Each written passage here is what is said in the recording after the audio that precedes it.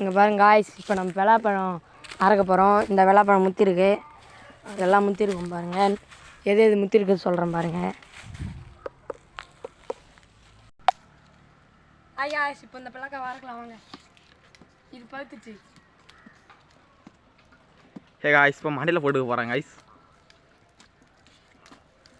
என்ன காய்ஸ் அறுத்துக்கிட்டு இருக்கான் பாருங்கள், எப்படி அறுக்கிறதுன்னு பார்த்துக்கங்க.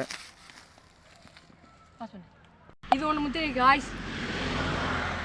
2 பழகா 3 பாகா காய்ஸ். பாருங்கள் காய்ஸ், அறுத்துட்ருக்கான் இன்னொன்று பாருங்கள்.